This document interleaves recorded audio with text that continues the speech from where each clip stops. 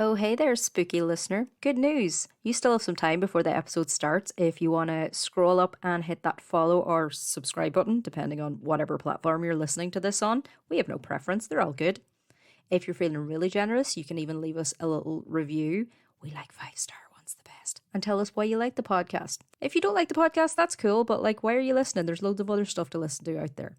If you want to send us a little more detailed feedback, we have a dedicated email address. It's rowanandpinepod@gmail.com. The and is spelled out, so it's Rowan, A-N-D, pinepod@gmail.com. And also, please use that for spooky stories and encounters and stuff that you just want us to talk about on the pod. And failing all that, if email's not really your thing, you can always find the links to any of our socials in the link tree that's in the description of every episode. Please follow us on Instagram, Facebook, Discord, whatever it is that you like to use, and make sure to tag us if you're recommending the pod. Also memes. Did you get all that? Good. Okay, start the intro music.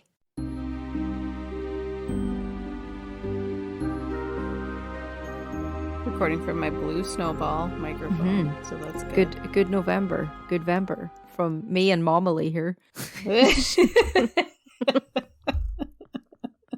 We just had to put off recording 3 separate goes because Emily had different mom stuff to do. I'm saying I'm saying mom for her benefit here. Oh, it's adorable because she's like, oh, I have a pie in the oven. The baby needs to take a nap. She's like a 50s housewife over here. Pretty much. I feel like it, honestly. I made cranberry sauce. I made a pumpkin pie. Holy shit. Yeah. Look out, everyone. Yeah. It's the day before Thanksgiving when we're recording this, so that's why it's not just a random Tuesday for Emily. Yeah. Yeah, no, it is the day before Thanksgiving. She's making Medardo a gin and tonic for when he gets home from work. He wishes. He would probably be so confused if you greeted him with a drink at the door. Yeah, I was going to say he'd be confused if it was a gin and tonic. If it was something else, maybe not as confused. But yeah, he would probably be like, wait, what is this for? Are you poisoning me? Has the day finally come? Today, Ewan came home from work expecting dinner to be made, but I was just eating my own dinner. And he was like, what did you... He was like, what did you make me? And I was like, I didn't make you anything because you didn't put away the toasty maker after your lunch. So, I've told you. Gotta lay down the law. That's so funny. Oh my gosh. Okay, it sounds like I'm being petty, but it's literally been about 15 times at this stage that I've asked him to just, I'll make you your lunch, just clean up after yourself. Yeah. No. Man. So now you have to take matters into your own hands. Yeah, and do petty things and then feel bad about them when I do them, but still need to stick to my guns. That's what we had a thing where I had to set better boundaries because I'm really bad at being a people pleaser and bad at I'm like, yeah, it's fine. I'll do it. It's fine. And so then my therapist was like, you need to set boundaries and stick to them. And I'm like, okay. So then the one day I did. And Medardo was mad about it. And he was kind of huffing and puffing. And in my head, I'm like, it's okay. Just give in. And I'm like, don't give in. Don't give in. And then boundary. Yeah. And then, because Medardo also sees the same therapist. He sees us as a couple and separately. And, airing out my dirty laundry. No, but then Medardo was talking about how he was mad about it. He was like, yeah, and she won't let me do this thing. And then my therapist was like, she's setting boundaries. And he's like, ugh. I mean, he's like, that's my fault. He's like, I mean, I'm proud of her, but I was also mad for myself. Boundaries are only okay when it's for other people. Right. Oh my gosh. So yeah, that's fun. I love stuff like that. It's just so funny to me how people think that you're going to go into a marriage and it's going to be magical and fun and romantic and all these wonderful things. When it's just no, I didn't make your dinner because you didn't put the thing away. Yeah. Well, the thing is, right, you marry your best friend and I genuinely did. He is my best friend in the world. Yeah. But He also drives me absolutely nuts. And what I think is really funny is this whole trend of like somebody will like share something that their significant other has done, and it's something like kind of innocuous, and then you'll get all these comments going, "That's abusive. You should leave him." You're like, "Whoa!" Right. Okay, sometimes it is, but a lot of times it's no. It's just like an oversight. Like people are their own. Everyone's their own person. Yeah, we all come to a relationship with shit. That's what I say. I'm like, we all have our shit. We come together and we have to deal with each other's shit and try to fix it and try to like work with each other. Yeah. Man, this got deep like less than 5 minutes in, huh? I was going to say, welcome to Rowan and Pine psychology version today. Relationship advice. Yeah. Emily gives me lessons from her therapy because I do not attend a therapy because I'm Irish and it's not part of our culture, even though I should. Yeah. Have you seen the it's basically like they're calling it like trickle down therapy, where like your friend goes to therapy, then they just give you all the advice and stuff that they learn. I like that. It's cost saving. Yeah, my therapist was actually telling me like one of the last times I was in, he was like explaining something to me that was like not super related to what we were talking about. And he was like, by the end of therapy with me, you're going to have a master's degree. You will be an honorary therapist. You would be a good like, therapist. I'm like, it kind of feels that way. Yeah. Yeah, because, well, what is it? Was it Freud that said that Irish are impossible to psychoanalyze? I don't know what it even means because we're stupid or like we're just really good at denial. It's like trying to psychoanalyze a chimp. He's like, they're so far gone. Like, yeah. I can't even tell what's not authentic versus. Yeah, they're so sarcastic and repressed. We can't. Like, we can't break through that. It would take years just to get there. Yeah, repressed beyond repressed. Yeah. You're listening to part 2 of House Spirits. We had to take a break after part 1 because Emily has outdone herself with her research. I have. And she has so much more to tell you. Lucky you and lucky me. Also really funny that we started the episode talking about how like, oh, I'm just being a mom. And then we're talking about house spirits. I'm like my own house spirit. I'm like, oh. Emily hovers above the fireplace glaring at people. Just like hunched over the fireplace. If I had a fireplace, I would do that. Fireplace? Awake all night, like sweeping up stuff. Also, I just want to point out the fact that we got multiple messages from multiple different people about the I'll get in your van, witchy woman. And I just want to say that I'm so thankful it wasn't me who thought that was hilarious. I did not think it was that funny, but that's nice to know. Yeah, you're really funny. We need... Do you ever have that though? Like you make a joke and like other people think it's hilarious. You're like, it wasn't that funny. Yeah, it'll be just kind of like a thought and then it's like, yeah, people are guffawing and I'm like, oh. And you're like, yeah, I meant to say that like that. Yeah. But based on this podcast, people probably don't think I'm funny, but that you're the funny one. No, you are dry humor. You're like, what have I said? A Daria character? So, if you think Daria is funny, you'll like Emily. Terrible. The very first time I ever heard Emily's voice, she sent me a voice clip and I was like, wow, she sounds like she's way too cool to be talking to me. I remember that because it was in like our group chat and it was everybody was like, wow, you sound like the cool girl. And I was like, what? Okay. I don't hear it at all, but take pretty funny. I guess I'll take it. I would do it. Okay. Do I sound like I look? Well, I can't detach your face from you your can't voice undo anymore. It. No. Ask our listeners, do we sound like we look? Because there are like pictures buried of us and you can see our lives of our reels. Yeah. But do you ever see that when like you're used to listening to a podcast and then you see the hosts talking on a video and you're like, whoa, it's so weird to see their voice coming out of a face. Yeah, it's very weird. Especially when a lot of podcasts, I'll listen to them for a while and then I'll search them on social media And then I Mhm. see their faces and I'm like, wait, this is what you look like? Yeah. And then some of them are almost impossible to find. Like Michael Hobbs from Maintenance Phase and You're Wrong About. I had to dig to Oh. find out what he looked like because he made like some reference to how he looks. And I was like, what? I was like, I want to see how he looks. And then I had to like dig. There were like no photos of him anywhere. Wow. I Yeah. need to know what he looks like too, because he sounds exactly like a judge on like a baking competition show. And Oh, so really? whenever he speaks, I see that guy, but I know that's not him. Yeah. Yeah.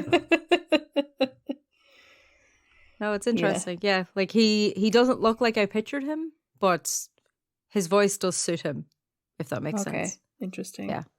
Yeah. I think that I thought your voice would be higher pitched. Yeah, I probably give off that vibe. I've always like thought my voice was way too deep or like low pitched.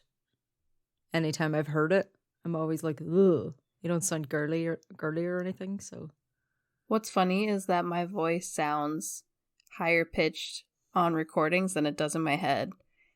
yeah. So I like, in my head, I have like a low voice. Yeah, me too. Somebody needs to develop software that's like where you can like tweak it and stuff and be like, this is what I actually sound like inside my head. Yeah, it doesn't work to do that thing where you hold your hand in front of your ear because they reckon if you do that, well, obviously I can't do it right now because I'm wearing headphones and so are you. But if you hold your hand in front of your ear and you talk, it's supposed to like bend the sound enough that like it's sort of what you sound like to other people. No, but I'm talking about how I want other people to hear like my internal voice. Oh, okay, yeah. Because I know what I sound also- like. We've recorded a couple episodes. Yeah. Just a few. Sick of listening to my own voice. Yeah. Have you this is that question that everybody seems to be like hung up on lately. Do you have an internal monologue? Not only internal, but also external. Emily's just narrating the whole thing. I was actually in my car yesterday and was like talking to myself. I was like, oh, like, where did I put this? Where did I do that? Oh, and like, don't forget that like the eggs are in the trunk. I don't remember. I was just saying stuff out loud, and there was a guy sitting in the car like across from me in the parking lot, like parked right in front of me. And all of a sudden I was like very suddenly aware of like, I am sitting here talking to myself and somebody else can see me. He's like, crazy lady in the car. Yeah. With her hair all disheveled. Probably like drool stains on my shirt. At least most of the time you'll have your baby now, so like people will just assume you're speaking to her. Yeah. If you are caught talking to yourself. I do talk to her a lot when I'm in the store too.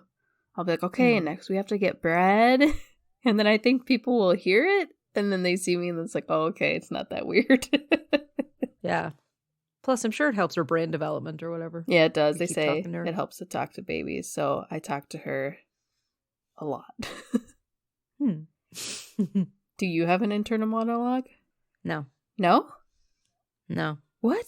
Yeah, Ewan thinks it's really weird. I think in pictures and I imagine things, but I don't have a voice in my head narrating my life. Not even narrating, but you don't have a voice that says like, okay, later after work, I have to go to the store. There's not ever a voice that says any of that. No, I would picture myself walking into the store. Oh my gosh. Yeah, it's weird, but at the same time, I find I do remember things better if I say them out loud to remind myself of something. Yeah, same. Like, yeah, if there's something that I need to remember, I'm like, you put the key underneath the blah, blah, blah. Like, yeah. If I say that, I remember myself saying it, but I think it's also because I'm recalling the, like, almost like the video loop of myself saying it. Yeah. In my head. That's very strange. That's so wild to me to think that there are people out there who don't have, like, internal monologue. And that you just... I don't know, like... have pictures of, like, you don't think, like, oh, I need to rake the leaves. You just see yourself raking the leaves. Yeah. Oh my gosh. I just imagine leaves. But at the same time, like, my brain isn't ever, like, quiet.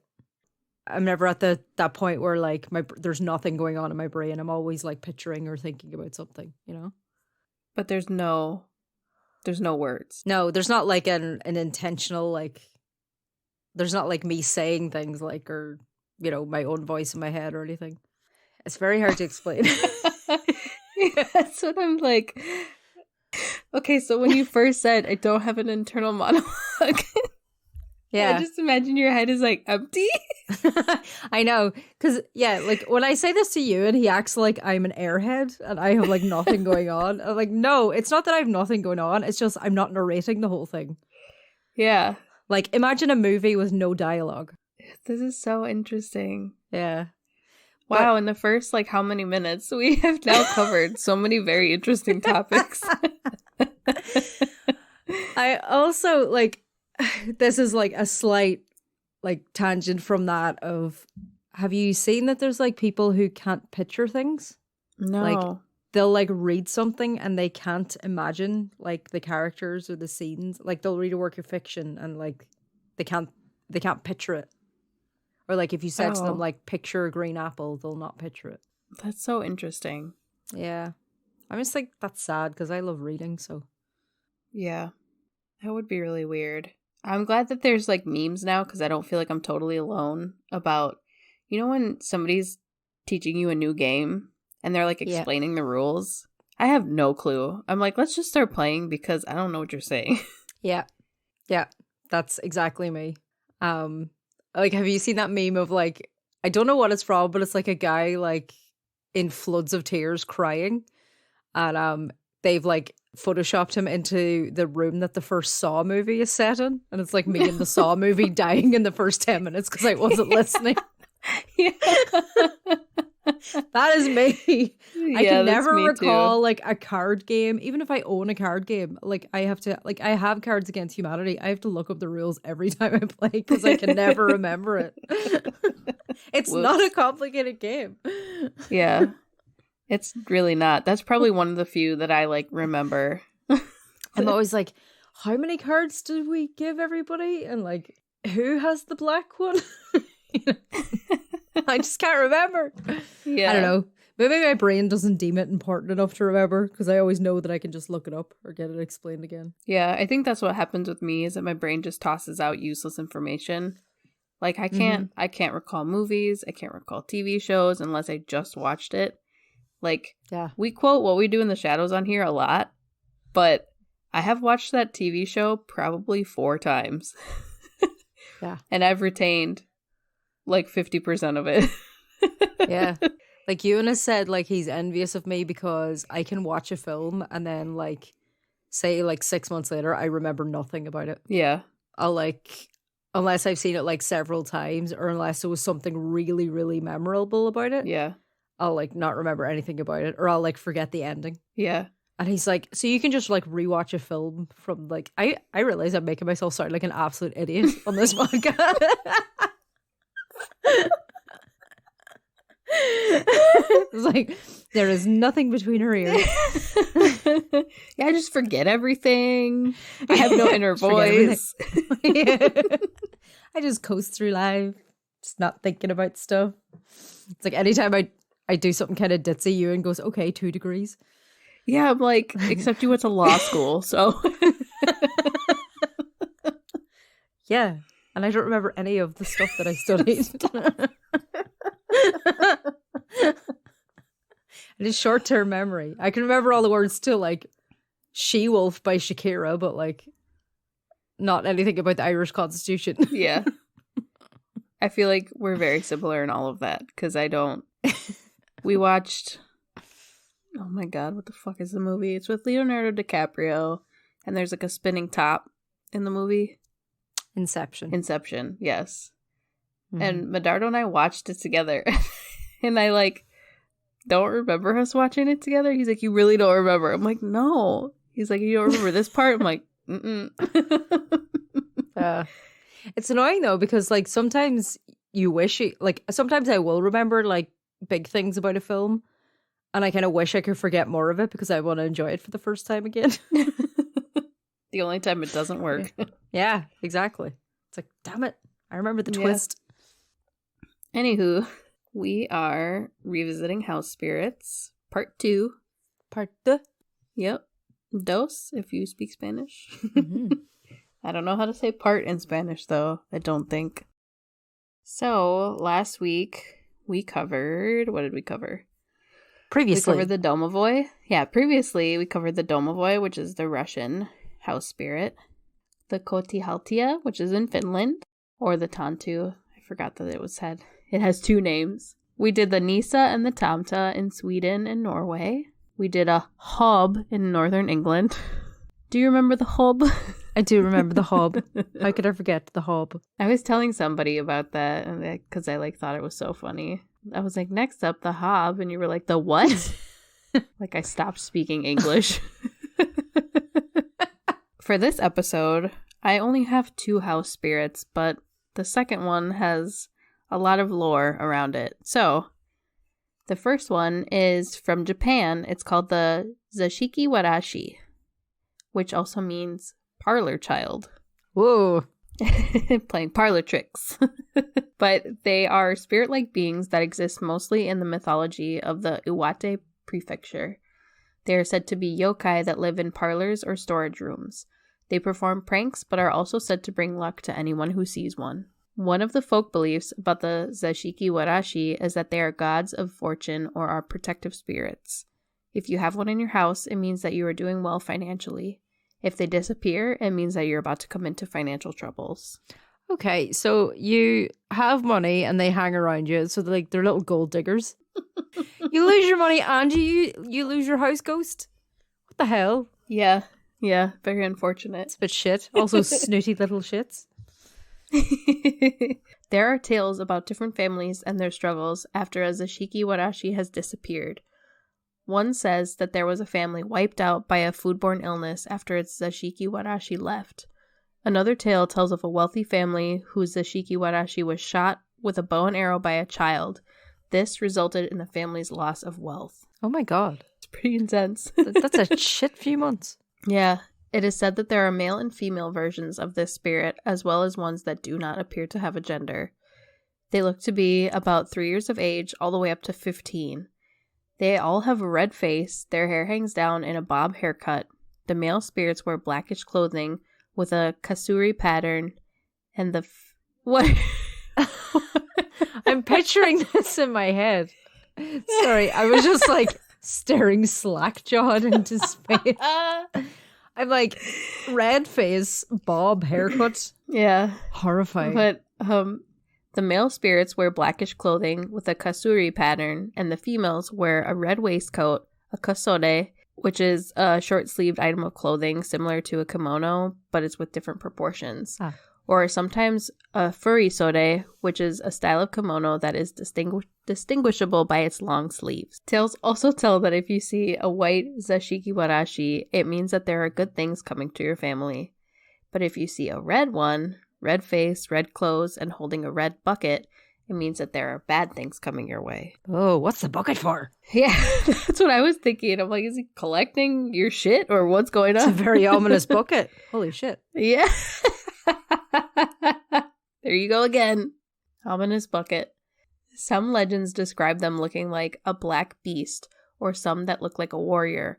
They can inhabit a house in multiples. It's not always just one. The Zashiki Warashi are pranksters, and they like to cause mischief. They often act during the night, leaving little footprints of bleach powder or ash. They would mess with guests in the guest rooms by riding on futons or turning pillows over so that the guests wouldn't be able to sleep. Any attempts to make it stop wouldn't work. Oh, gosh. Can you imagine? When I read riding futons, I was like, how does one ride a futon? That's such an amazing image. I know. This is also not words. It's an image. It's just giving me flashbacks of The Ring. Yeah. But I don't know. That's probably a completely different category of spirits. But that was a little boy, right? He was. Are you thinking more of The Grudge? Yeah, sorry, I'm thinking of The Grudge. That's what I'm thinking of. Yeah. Because that was. And he was that meowing. Was Japanese. Yeah. Yeah, because he was he kind of had cat I was going to say features, but no, cat mannerisms. He would meow. Oh, yeah. I just remember the weird throaty noise that they would make. Mm-hmm. I was which I'm not going to do right now, but you can. The Zashiki Warashi would make noises in an inner room that sound like noises coming from a kagura, which is a performance. It's kind of like a ceremonial dance. There are also legends that if a family member were alone sewing, they would hear sounds of snorting or rustling papers. When they would open the door to see where the sound was coming from, there wouldn't be anyone there. Snorting? I knew that was coming. No! Absolutely not. That would bother me. Oh my God. Rustling papers, that's fine. Snorting. Freaking cokehead pass. In the room. Snorting. There are theories that the Zashiki Warashi can only be seen by the family members in the household, and of these members, only the children can see them. There are stories about how when adults counted children, there would be one more person than there was originally. But as adults do not understand what Zashiki Warashi are, they would not know who the extra person is. Stories like these frequently appear as themes in literature. And the movie Home Isn't Alone. that interesting? You're like, I'm just like, how many kids do you have to have that like you need to count them to make sure they're all there? Yeah. And you count them wrong and you're just like, yeah, seems yeah, I right. guess there's one extra. Yeah. We maybe just forgot that we had that one. Yeah, what are you, Irish? This is cheaper by the dozen. A lot of people believe that the well-being of the Zashiki Warashi is a direct correlation to how well the family is doing. Those who believe this will offer meals to the Zashiki Warashi every day. It's said that they love to eat azuki mishi, which is rice with red beans. And if you leave it out and it is not eaten, that this is an omen for the family's decline. Oh, They it's don't like, eat your screw your rice and beans. These beans are undercooked. There is also a custom of making a room for a child, complete with toys for the Zashiki Warashi to live in, and if they are comfortable, they will stay and bring the family prosperity. Which is... So some people make like a whole room dedicated just to this spirit. See, this is like... Wasn't this happening last episode too? Yeah. It's kind of like a theme. Like people tend to do this. But also, like, it's just showing that, like, rich people are able to appease these spirits because they're able to give them a whole room. Yeah, they have a the whole poor family room. where, like, the kids are, like, sharing a bedroom. They're not going to be able to do that. There's 4 This kids is in classist. one room.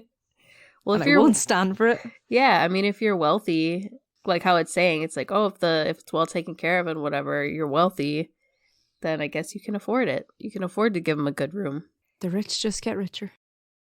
There's a Japanese folklorist named Kizun Sasaki. I think I'm pronouncing that right. I'm not sure. I couldn't find pronunciation. They suggest that the Zashiki Warashi could possibly be the spirits of children who were victims of infanticide. It is said that in the region of Tohoku, children were crushed to death by a stone mortar. This was a way for the family to reduce the amount of children that they needed to feed, which is horrible. No. After the children were deceased, it was a custom to bury them in the room that has a dirt floor, which is a doma or a kitchen. It's said that the spirits of these dead children would come around on rainy days, shaking and frightening guests. Oof. Around the end of November. Good for them. Yeah, for real. I would. Yeah. If I was a child and they took me out because they had too many children, you better believe I'm coming back. And you know it was mostly girls too. Yeah, seriously. It's always that in history. Yeah, when we are the life bringers. Around the end of November 2015, there was a video from a home video camera that surfaced online. In the video, you can see a translucent girl in a kimono walking through the house and even walking through walls. It is said that this is the only known video evidence of a Zashiki Warashi. Oh, I need to see that video. I know. I was looking for it and I couldn't find it. Frustrating. Yeah. That's like most things on this podcast. Really horrifying and sad, but also creepy as fuck. Yeah. I like how this, like the lore of like getting rid of extra mouths to feed has turned into like a tale of vengeance, basically. Yeah. That's what they deserve. You know? We complain about the times that we live in, but I am quite happy that we're, well, in this part of the world anyway, we're not doing that to our babies anymore. Yeah, seriously. You know? Like giving them away, sending them to live with relatives because you can't afford to feed them, that kind of stuff. I'm just kind of like, okay, you got 2 options. You can take birth control to not have a child, or, other methods of birth control. There are few of them. Mm-hmm. Or you could kill your child that has been born, and you decide to go that route? Yeah. Well, it makes me think of, like, you know, the way they say, like, Victorian times, like, a lot of times they wouldn't even name a child until, like, after their first birthday. Yeah, that's so sad. Because they didn't think that they would survive. And that's why you get a lot of, like, kids who are named after, like, a dead sibling as well. Oh, I haven't heard that part. Yeah. Like, it seems that it happened in Ireland. Yikes. Quite a lot. Like, you know, like, they would be named after, like, somebody who had died, like, as a baby, who, like, years before they were ever born. Just dark. Yeah. This is why it's important to get vaccines. We'll do our second vaccine rant. Wait, we had one before? Yes, we did. About 3 episodes ago. Here we are again. I think I'm fresh on this because yesterday I saw this woman reviewing a book that's like, I'm unvaccinated and that's okay. It's like a children's book. And I'm just like, oh no. Oh no. Oh, just telling them what to say. Yeah. Oh. I'm like, will you also be okay when you have polio or measles? Come on. Anyway. So for our next house spirit, we're headed over to Germany. Woo! I was about to make like German music and then I was like, wait, what is German music? Like polka? Isn't that Polish? Is it? I think so. Oh my god. Hold on. The Czech Republic and Polish culture. I mean, that makes sense. Polka, Polish. Yeah, 'cause that's the only reason I think that, because I was pretty sure it came from like Polski. Well, it says Czech, German, and Polish cultures. Yeah. Yeah. That area. Let's say, yeah. I actually don't think we have any German listeners. We have listeners from like some random places. Like there's somebody in Lithuania that was binging all of our episodes, which is like, good for you. Oh, wow. That's cool. Yeah. Yeah. Hello to our Lithuanian listener. I bet you they're like an American person or an Irish person just living there. But could be. If you're a Lithuanian listener, reach out and tell us, are you actually Lithuanian or are you just like living there? Send us a little hello. Or maybe you have like a really good VPN. Yeah. Are you trying to get on that Lithuanian Netflix for some reason? That's so funny. Is there a good crime drama? My daughter used to get on the Japanese Netflix. The Holy Grail used to be American Netflix. We used to do VPNs to get American Netflix. That's so funny. It just makes me curious what all the other Netflix and like streaming services look like in other countries. I can show you. Although I don't have Netflix anymore. I cancelled. Well. Mostly American stuff. And then every now and then we'll have like some local dramas. And like we have a lot of British TV as well. Okay.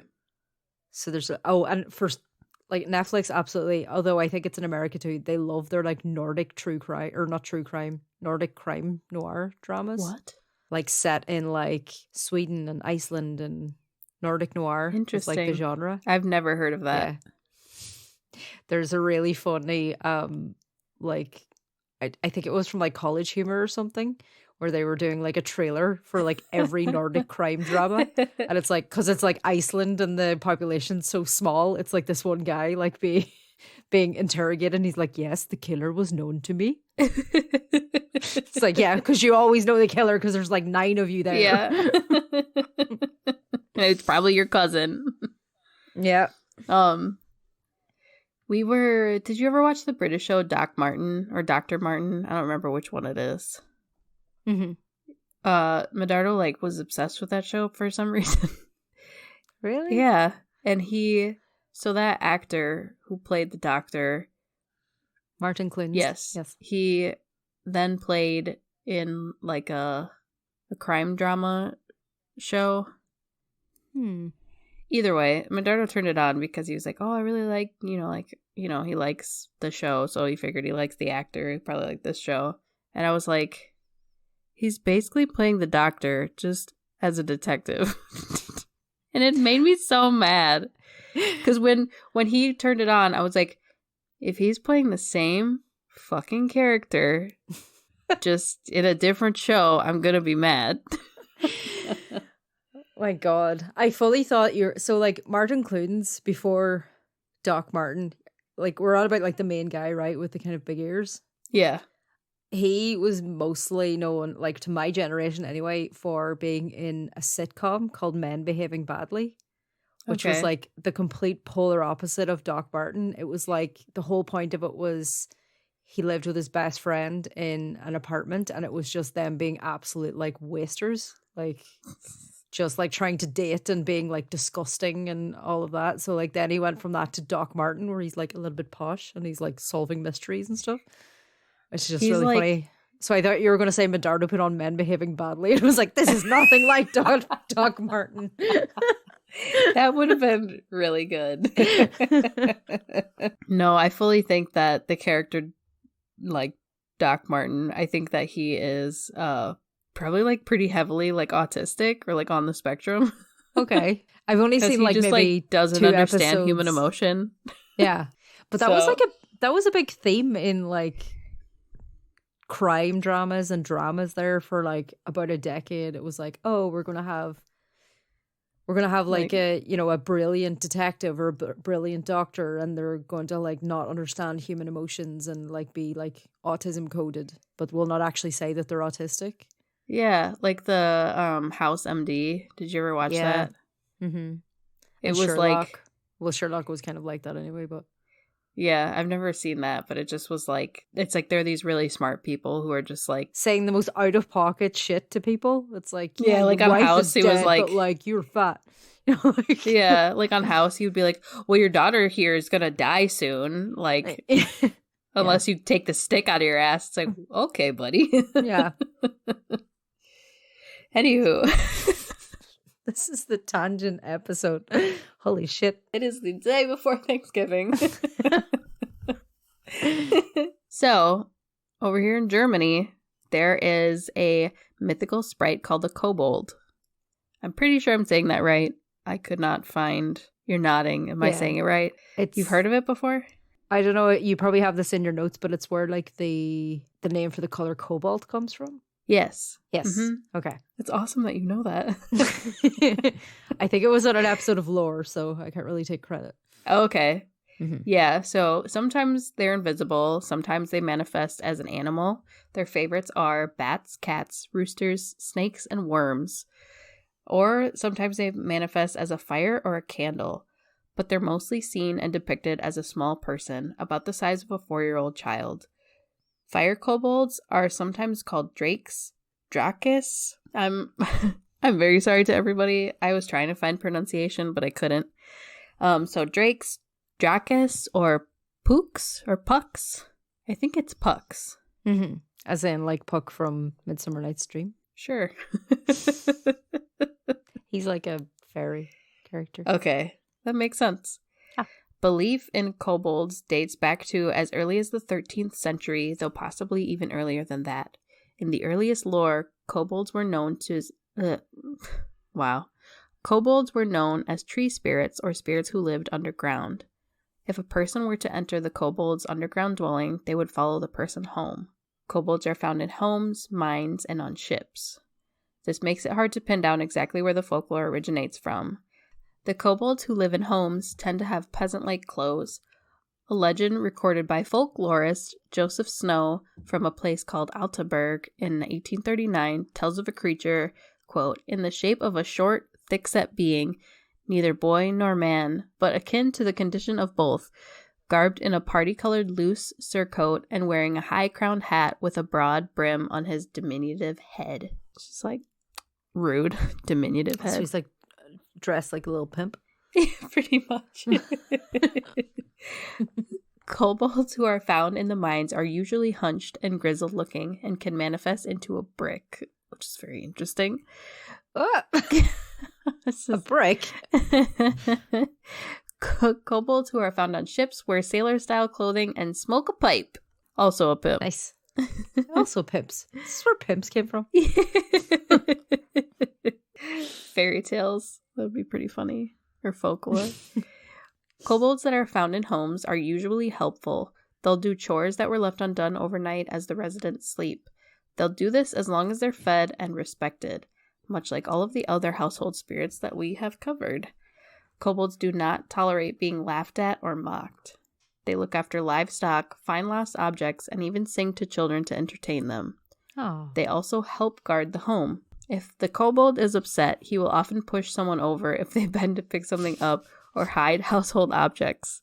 They enjoy gifts of food and clothing, especially uniforms and hats. Nice. So like the opposite of the hobs. Right. I was thinking the same thing. I'm like, so the hobs will like spit on you if you give them clothes. Yeah. But these guys are like, it. yeah, gimme. Give me my pimp cane and my goblet. My little pipe. My pimp cup. Kobolds are usually found living in the hearth of the house. Again, like all the other house spirits. Though they can also live in other less frequented areas of the home, such as the woodhouse, barns, or stables. Some kobolds live in shops or bakeries and will help tradespeople with their work. A Cologne legend recorded by Thomas Kitely claims that the bakers in the city in the early 19th century never needed hired help. Each night, the kobolds, known as Heinzelmachen, made as much bread as a baker could need. Similarly, Biersal, which are kobolds who live in breweries, and the beer sellers of inns or pubs, bring beer into the house, clean the tables, and wash the bottles, glasses, and casks.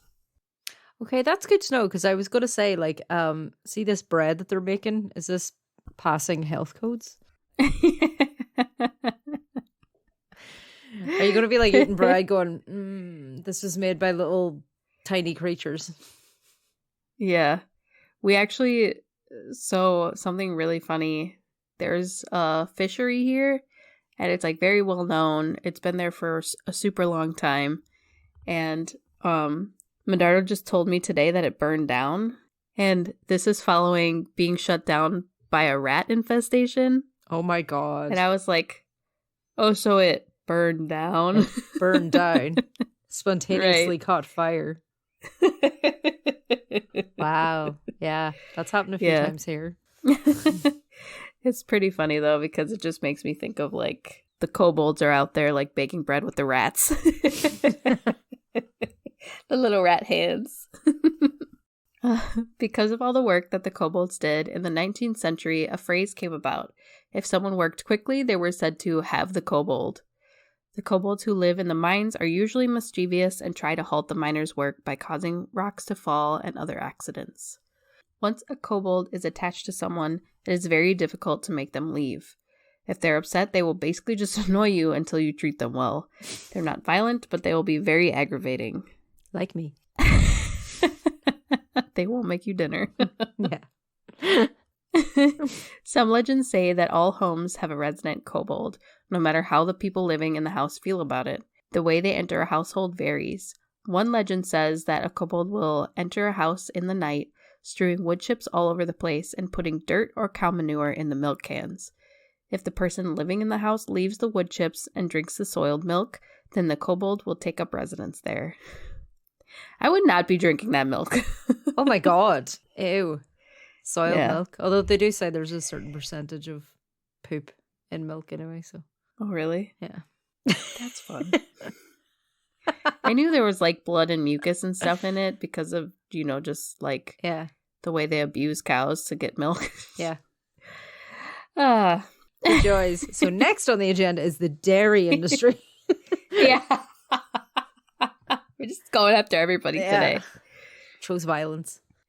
Another legend says that if you take pity on a cold and wet kobold by letting it inside to dry off and warm up, then it will take up residence in your house. A legend from Perleberg in northern Germany says that one can go out into the woods to find a kobold to bring back to their house. This is done by going out in the forest on St. John's Day between noon and 1. You find an anthill with a bird on it and say a certain phrase. This causes the bird to turn into a small human, jump into the bag carried by the homeowner, and be brought back to live in the home. This is so specific. I know. I couldn't find the phrase, though. I don't think I've ever seen an anthill in, like, the wild, in, like, real life. Yeah. Maybe the ants here don't have hills. Yeah. I mean, not like a big hill, but you've never seen, like, little ones? No, I've seen, like, ants, like, under logs and stuff, but I've never seen them, like, have a colony. Oh, that's crazy. To look that up. Yeah, because, like, in... like all my life growing up, there'd be like, like cracks in the sidewalk and stuff, and the ants would like make little like dirt hills. Oh, wow. Yeah. And then, because we were evil children, I would be like, go away. And I'd like mess up their little dirt hill. Yeah, my brother used to burn them with a magnifying glass, so it's much worse. That's terrible. Yeah. Kobolds are said to bring luck and good fortune if their hosts take good care of them. If a family were to come into an unexplained amount of wealth, it was said that a new kobold moved into the home. Like, see this blaming newfound wealth on a kobold? It's like couldn't be insider trading. Yeah, we're not committing any crimes over here. Yeah, he's not dealing drugs or anything. It's he got a new kobold. Yeah. The kobold named Heinzelman found things that had been lost. He had a rhyme that he liked to sing. It goes, "If thou here wilt let me stay, good luck shalt thou have alway. But if hence thou wilt me chase, luck will never come near place." Nice. Straight to the point. 3 famous kobolds, King Goldemar, Heinzelman, and Hudekin, all gave warnings about danger to the owners of the home in which they lived. Heinzelman once warned a colonel to be careful on his daily hunt. The man ignored the advice, only to have his gun backfire and shoot off his thumb. Heinzelman appeared to him and said, "See, now, you got what I warned you of. If you'd refrained from shooting this time, this mischance would not have befallen you." Oh. Also, that's so The inconvenient, kobold. losing a thumb. Oh my god. For real. That'd be so annoying. Just losing any limb would really suck. The kobold, Hudekin, who lived with the Bishop of Hiddlesheim in the 12th century, once warned the bishop of a murder. When the bishop acted on the information, he was able to take over the murderer's lands and add them to his bishopric. Bishopric? Do you know that word? No. Is it like a kingdom but a bishop? Yeah. No. I didn't Okay. know there was a word for that. Thank you for the new word. You're welcome. You'll probably use it a lot. Yeah. When they travel, they appear as a streak of light. An old tale from the village of Pt.2 says that the kobold flies through the air as a blue stripe and it carries grain. If a knife or a fire steel be cast at him, he will burst, and must let fall which he is carrying. Some legends say that the fiery kobold enters and exits a house through the chimney. Legends dating to 1852 from western Uckermark ascribe both human and fiery features to the kobold. He wears a red jacket and cap and moves about the air in a fiery stripe. So he's very dramatic. I'm a fiery boy. Yeah, just like streaking through the air. Sounds pretty cool though. Streaking through the air. Streaking. The kobolds who are seen in the mines are also sometimes described as having black skin. The following accounts make mention of this. So I don't think this is racist. I think it's just because they work in the mines. I just want to say that for clarification. Yeah, it's like coal. Yeah. Dust. Yeah.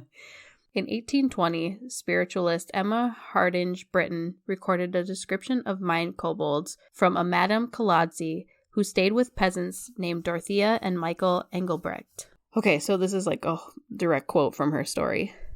We were about to sit down to tea when Madame Gronin called to our attention the steady light, round and about the size of a cheese plate, which appeared suddenly on the wall of the little garden directly opposite the door of the hut in which we sat. Before any of us could rise to examine it, 4 more lights appeared almost simultaneously, about the same shape and varying only in size. Surrounding each one was the dim outline of a small human figure, black and grotesque, more like a little image carved out of a black shining wood than anything else that I can liken them to. Dorothea kissed her hands to these dreadful little shapes, and Michael bowed with great reverence.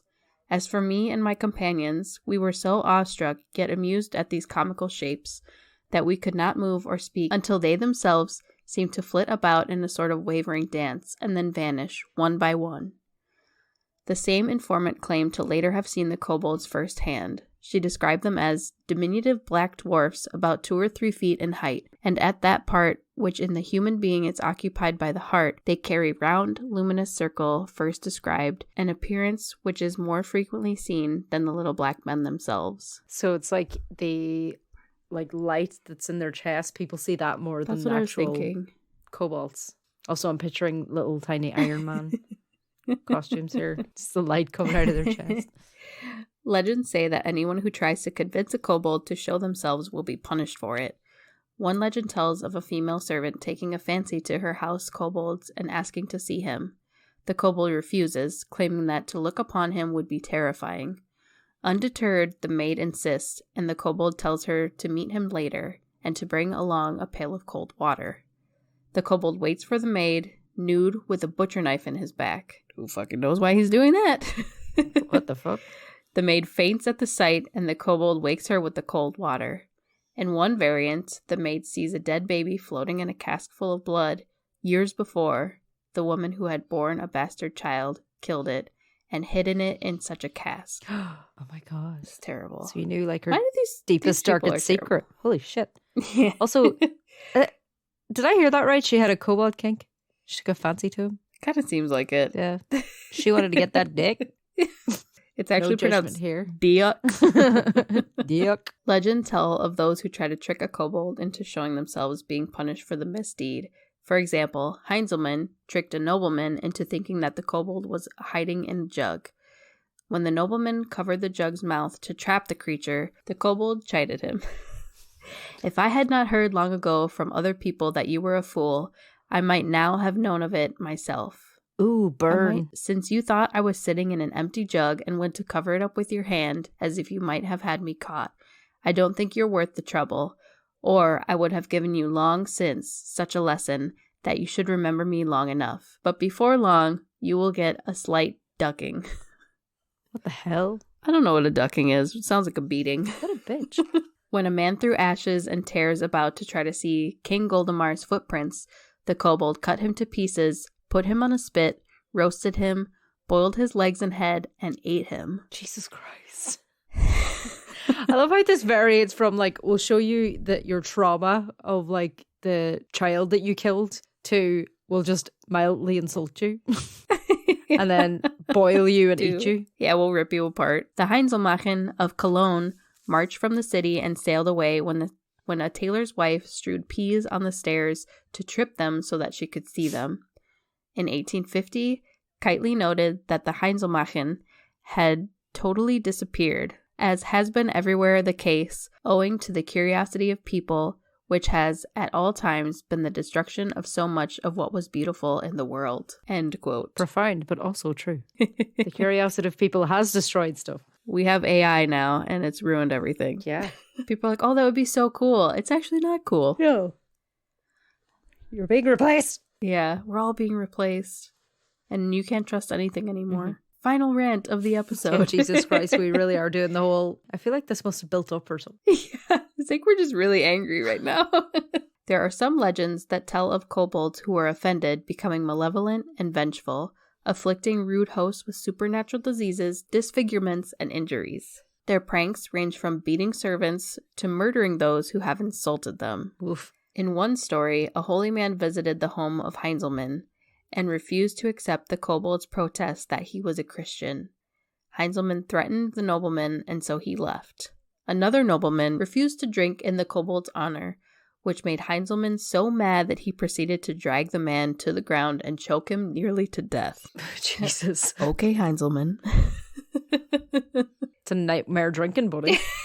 You're not really convincing him here to drink in your honor. Yeah. I don't want to toast you, you murderous little prick. In a story about the kobold called Hudekin, a servant got dirt on Hudekin and sprayed him with water each time the kobold appeared. Hudekin asked that the servant be punished, but the steward dismissed the request, saying that the servant was just playing a childish prank. Hudekin waited for the servant to go to sleep, strangled him, tore him limb from limb, and threw him into a pot over the fire. The head cook reprimanded the kobold for what he had done, so Hudekin squeezed toad blood into the meat that was being prepared for the bishop. The cook, again, yelled at the kobold for his behavior, to which Hudekin responded by throwing him over the drawbridge and into the moat. Oh my god. According to Luthi, these abilities reflect the fear of the people who believe in them. The end. So the kobolds, some stories are like, oh, they hang out in your house, they'll help you, they don't like if you disrespect them, they'll be good if you're good to them. And then there's these stories where it's like, they get pissed off and like murder people. And it kind of seems like these are the stories that you tell people so that they'll like act accordingly. It's like all folklore is a lesson in some way. Right. And it's kind of like... So it's like a cautionary tale. Yeah. And at the same time... Well, like, I guess the more extreme the behavior, the more extreme the punishment. Yeah. It feels like the people who act like assholes are the people who, like, would maybe, like, not believe in this. And so, like, these stories are told to be like the arrogance. Yeah. And so these stories are, like, trying to keep people in line. If I thought that some little guy was going to show up at my house at night, and depending on, like, if I treated him well, and I was respectful, that he would, like, do chores for me and help me out and, like, bake stuff for me and all of that, that would, like, you know, keep me in line. But at the same time, it's like, if you're acting up, they're going to, like, tear you limb from limb. Right. So, were you going to say something about the house spirits? Yeah, so out of all of the house spirits, if you can recall which ones there are, which one would be the one that you would most like in your house? I just like any of them that'll do chores for me. Like, I would just like to go to bed and wake up to, like, a clean house and some nice porridge. And it would be nice to have some nice porridge. And on that note, do we have a question this week for our Creature Counsel? We do. So for today's Creature Counsel, we have a question from Worried in Waukegan. My boyfriend doesn't bathe when he gets sweaty and smells. What should I do about this? Okay, now we have to summon a creature. There is a fly on the Creature Counsel box. No, it's been tinted. I'm like, is that a bad omen? Get off! I think it's dying.